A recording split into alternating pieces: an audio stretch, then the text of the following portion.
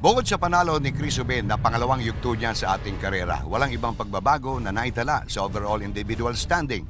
Ngayon na ang panahon upang ang mga hindi kilala ay gumawa ng pangalan, bagong karera, bagong pag-asa para sa mga natitira nating mga siklista.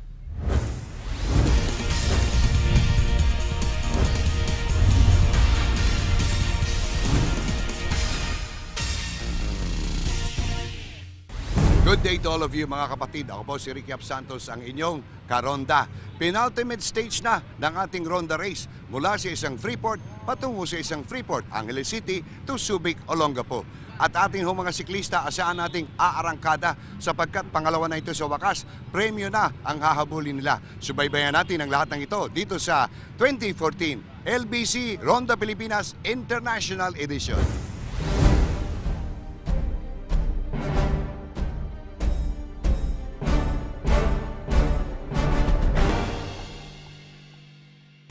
Ito na ho, penultimate stage, Clark Freeport to Subic Freeport, 149.1 kilometers. Tatlong King of the Mountain at dalawang intermediate sprint stages natin. King of the Mountain, napag-decide na. Peter Poli kasi malaki lamang. Neutral zone ho natin, 7 kilometers. 9:07 in the morning. Petik-petik mo na mga siklista natin. Warm-up stage lang ho ito. Kinakawayan, goodbye to you, sabi niya. At ito na ang ating aksyon. Angeles City to Subic Bay Freeport, 149.1 kilometers. Medyo patag sa umpisa, paakyat doon sa bandang huli. Ito mga fun bikers lang ito. Tanggal ng maskara. Kilala na sila. Kumakaway-kaway pa sa tatang. Marshal natin, sumisenyas kanan kayo. Kanan, Marshal. Alis ka muna dyan at baka madagil ka na. Ayan na sinasabi natin eh. Ayan ho, mabuti na lang at nakaiwas siya. Mabilis na, mga siklista natin. Palabas ng San Fernando. Number 16, Ronald Oranza. Bumigwas kaagad. 13 kilometers from the start. Ito ang ating main bunch o ang peloton natin. Palabas na rin ng arko ng San Fernando, Pampanga. Mas mabagal sila ngayon. Hindi ho nila inaalintana yung si Oranza. 150 meters ho sila kasunod ng nagsosolo na nakawalang siklista. Ronald Oranza mga kaibigan, papalapit na sa first intermediate sprint sa Guwagawa, Pampanga, pedaling at a speed of 48 kilometers per hour. Solo cyclist ito, inaantay ng mga fan. Patawid ng first intermediate sprint, Ronald Oranza ang unang tumawid. Lubao, Pampanga po ang lugar na ito. Ito naman ang sumusunod na dalawa, Reynaldo Navarro at Marvin Tapik. Tumapik pa sa atin yung mamang yon. Ito ng main group, peloton, 11 seconds. Chasers ay 13 seconds mula doon sa leader. Nahati na ho sa tatlo na mga grupo. 1 hour 11 minutes on the road, Dinalapihan, Bataan. Ito ang ating mga leaders. Isa, dalawa, tatlo, Ronald, Marvin at saka si Reynaldo Navarro. Umarangkada sila ng gusto. Tingnan natin kung nakakalayo sila dito sa peloton na ito. Ang dami, 47 seconds. Ibig sabihin, medyo nakakalayo yung mga leaders natin by 47 seconds. Alalahanin nun natin ang mga bidid dito, si Galedo, La Pasa at saka si Peter Poli para sa first, second, and third.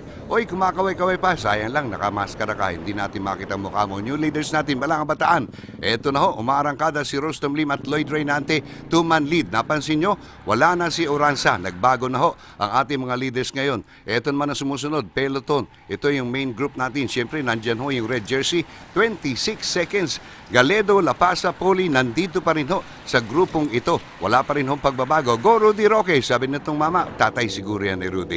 Sinabi ko sa inyo, tatlo ang KOM natin. Ang KOM 1, medyo mataas. KOM 2, medyo bumaba ng kaunti. KOM 3, mas mababa. Kaya dapat mas madali ang hamon na ito para sa huling KOM stages natin dito sa Ronda Pilipinas race na itong ganda ng view Tignan mo, inaantay na sila ng mga officials natin. Unang dalawa mga siklista papatawid sa unang KOM natin. Eto ho, approaching KOM 1. Medyo dalawa lang sila kaya hindi na nagbigay yung pangalawa. Ito si Rustom Lim at saka si Lloyd Lucien Reynante, number 13 and number 52. Solo sa first 1 and 2. Ito naglalaban para sa third, fourth, Iris Valenzuela at saka si June Ray Navarra. Ito na ho, ang mga nabitak pa, yung mga sprinter natin na naiwanan ng mga leaders natin. Si Peter Poli, Raymond Lapasa, George Oconer. Asan? Si Galedo. Aba, nandun ako si Poli, nandun si Lapasa, yung kanyang second and third man. Pero hindi pa natin nakikita. Ito na ang Red Jersey Group at hinahata ko ni Macmac Galedo ang grupo niya at 1 minute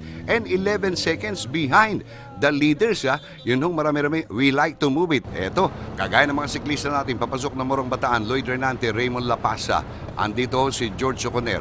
Nandito rin ho si Peter Lapasa at saka Peter Poli. Lapasa is 2 minutes and 16 behind Galedo. Si Poli naman 3 minutes and 28 seconds. Mukhang nakakaabante ng kaunti itong dalawang ito at nakakaungos, nakakabawas ng konting oras doon sa leader natin sa individual standing. Peter Poli, Rustom Lim, Lloyd Renante, June Ray Navarra. Ito ang ating mga batikang mga nasa lead group ngayon. Raymond Lapasa, George Oconer, Iris Valenzuela, talagang lagi natin mababanggit ang mga pangalan nila. Tandaan natin, 2 minutes 16, makakabawas pa kaya ng oras itong mga ito. Samantala, ito ang chases natin, 1 minute and 32 seconds. Nakita yung nakapulang yun ho, si Mac Galedo. At kailangang humabol siya dahil nababawasan na yung oras ng dalawa, si Lapasa at saka si Poli. Ito na, approaching kilometer number 2. Ito na mga siklista natin. Tingnan natin kung sino kung tatawid dito. Kung may kending-kending, kung may kembot-kembot ang mga bisikleta, sino ang unang nakarating? Well, andyan ho, si Iris Valenzuela, kasunod si Rustom Lim, pangatlo, si Lloyd Renante. Ito na, mga bumubuntot sa kanila. Kilala nyo na, Peter Poli, Raymond Lapasa, George Oconer, June Ray Navarra. Wala pa hong Galedo. Naiiwanan ho si Mac Galedo. Ito, hinahatak niya itong mga siklista sa likod niya. 25 kilometers to the finish at 1 minute and 45 seconds so na nahuhuli siya doon sa grupo na kinaroroonan ng mga tumutugi sa kanya, si Lapasa at saka si Poli. Aba, nakabawas na ho ng kalahati itong mamang ito, si Raymond Lapasa. Nalapasan na niya ang oras na halos kalahati or 50% na iniaangat nitong si Galedo. Kasunod si George Oconer. Andyan ho si Lloyd Renante. Ito, mga batang ito, naghahatakan ho, palitan sila. At ito ang isang mama na alien pero kasama sa grupo number 91 si Peter Poli. Okay, so ang bilis ng mga pagpidal nila at 50 kilometers per hour. Dire-diretso tayo. Subaybayan naman natin itong Red Jersey Group. Nandito ho si Mac Galedo, 2 minutes 5 seconds behind the leaders na.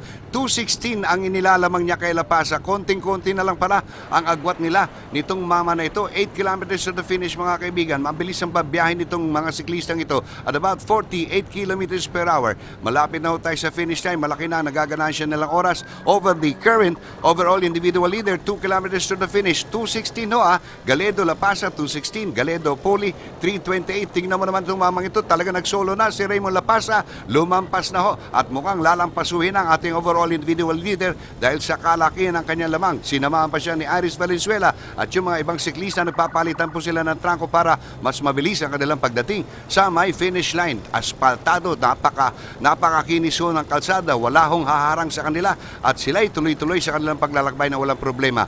Ito na ang ating mga leaders, 1 kilometer to the finish, lalong pumaspas at 50 kilometers per hour. 1, 2, 3, 4, 5, 6 na mga siklista, Lapasa at saka si Poli. Nandito sa grupong ito, tignan natin kung ano ang magiging palitan nila bago pumasok tayo sa may finish line, about 200 meters. Sumisenes ang thumbs up yung mamang yun. Ito ang Red Jersey Group natin, medyo malayo na, 3 minutes and 36 seconds. Nabawasan na ng gusto o nalampasan na nitong si Lapasa ang oras na agwat niya kay Mac Galedo. Palapit na rin sa may finish line, mga kaibigan. Kumakalubog na mga tao doon sa We Like to Move It board at kumakaway sila sa atin. Tignan natin kung sino papasok na una.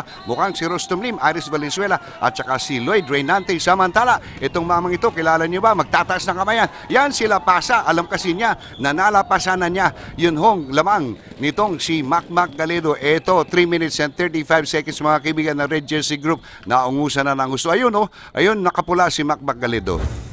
So ito na ho ang ating Ronda Pilipinas Stage 13 results. Rustom Lim, PLDT Maynila, una. Second, Iris Valenzuela, Philippine Army. Pangatlo, si Lloyd Renante, Philippine Navy Standard Insurance. Ito naman ang bago nating overall individual leadership. Raymond Lapasa na ho ang umangat at si Peter Poli, 1 minuto 12 sa likod niya. Mark Galedo, nasa likod at 1 minute and 18 seconds. George Oconer, Felipe Marcelo, Rustom Lim, Santi Bardache, Iris Valenzuela, Lloyd Renante at Ronald Oranza. Sa team standings, mga kaibigan, pumalit na sa una ang Philippine Navy Standard Insurance. Pangalawa pa rin ang PLDT Manila Pro Team. Ang dating una na 7-Eleven Continental Team nasa third na, 12 minutes and 9 seconds behind. Cycle Line Butuan Mindanao, Philippine Army, Road Bike Philippines, Team Cebu Khalid Philippine Air Force, Gusto Continental Team, Ujungbu City Cycling Team at Matrix Power Tag Continental Team. And so that ends the stage 13 story of our race. Nagbago ang kompleksyon ng karera at bagong pangalan ang pumaimbabaw. It is official, Raymond Lapasa dethroned Mac Galedo to be the top man with the conclusion bukas ng ating patuloy na aksyon. Panghuli para sa LBC 2014 Ronda Pilipinas International Edition.